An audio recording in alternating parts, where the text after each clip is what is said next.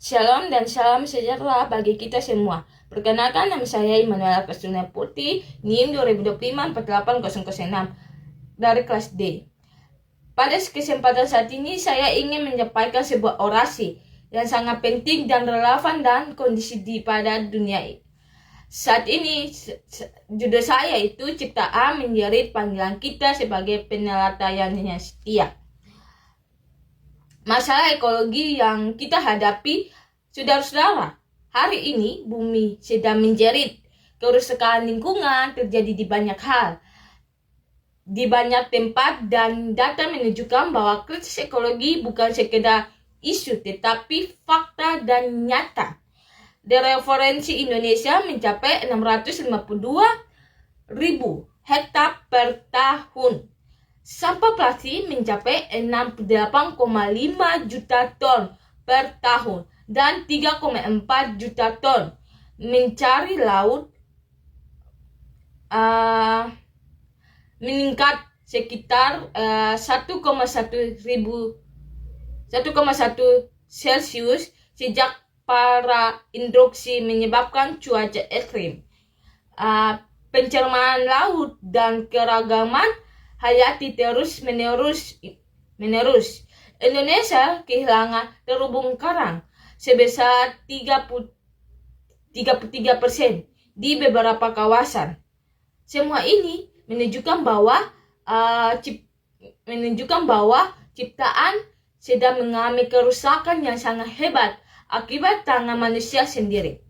Masalah ekologi menurut Alkitab.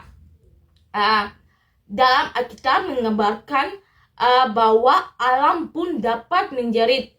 Dalam Roma 8 ayat 12 tertulis bahwa kita tahu bahwa sampai sekarang segala makhluk hidup sesama dan mengeluh dan sama merasakan sangat bersalin. Ayat ini bukan hanya digambarkan,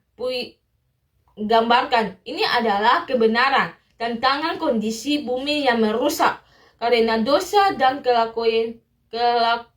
kelalaian manusia. Tuhan menciptakan alam untuk dijaga, bukan dieksploitasi. Dalam Kejadian 2 ayat 15 tertulis bahwa Tuhan Allah mengambil manusia itu dan menetapkannya dalam Taman Eden untuk mengusahakan dan memelihara taman itu. Kata memelihara menunjukkan bahwa manusia adalah penelayanan, bukan merusak.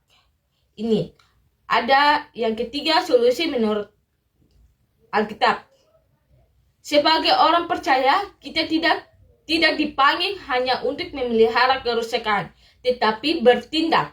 Ada beberapa prinsip Alkitab untuk menjadi solusi bagi krisis ekologi. Menjaga keutuhan ciptaan. Pada Mazmur 24 ayat 1 sampai ayat 1 berkata bahwa Tuhan yang mempunyai bumi serta segala isinya. Jika bumi memiliki Tuhan, maka merusakkan sama saja tidak menghormati penciptanya. Hidup bijaksana dan bertanggung jawab. Pada Amsal 12 ayat 10 berkata bahwa orang benar memperhatikan hidup hewannya. Ini berarti ada tanggung jawab dan moral terhadap makhluk hidup, termasuk menjaga kelestarian lingkungan. Mengubah gaya hidup. Dalam Alkitab mengajarkan kesederaan, bukan hanya keserakahan. Lukas 12 ayat 15. Gaya hidup konsumtif menyebabkan sampah berlebihan, populasi dan eksploitasi alam. Yang berikut solusi praktis yang bisa kita lakukan.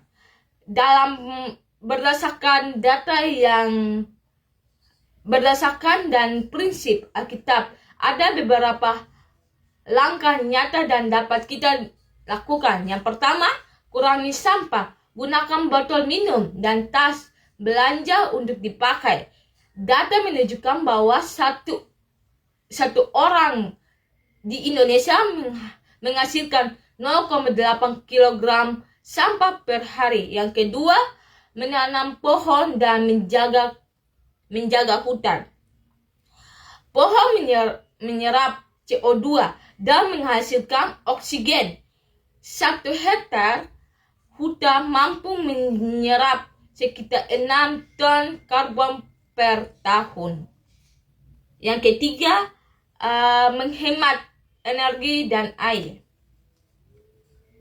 Mengurangi emisi di rumah tangga, pemanasan global dan sebagai besar berasal dari konsumsi energi fosil. Yang keempat, mendukasi sesama. Menjaga agen perubahan di sekolah dan ke kampus atau gereja dan masyarakat. Yang kelima, mendukung kebijakan ramah lingkungan. Pemerintah saat ini mendorong ekonomi hijau dan energi terbarukan. Kita perlu menjaga pendukung aktif. Yang kelima, kaitannya antara ekologi dan iman Kristen. Kepedulian terhadap lingkungan bukan tren atau modern, melainkan pemerintah rohani. Menjaga bumi berarti bahwa menghormati pencipta, menghasilkan sesama karena lingkungan yang sehat memberi kehidupan. Menghidupi iman secara nyata dalam tindakan. Kita dipakai bukan hanya untuk percaya kepada Tuhan, tetapi untuk mengolah ciptaannya dengan setia. Itu saja dari itu saja. Terima kasih saudara-saudara, ibu dosen. Mari kita menjaga bumi. Ini adalah rumah kita bersama. Ia sedang menjerit, tetapi jeritan itu adalah panggilan bagi kita, bagi penyelatan Tuhan untuk mengangkit dan bertindak. Semoga melalui orasi ini kita semua bergerak untuk menjaga, melindungi, dan merawat alam ciptaan Tuhan, ketaatan dan kasih kita kepada sesama. Terima kasih. Tuhan Yesus memberkati kita semua. Shalom.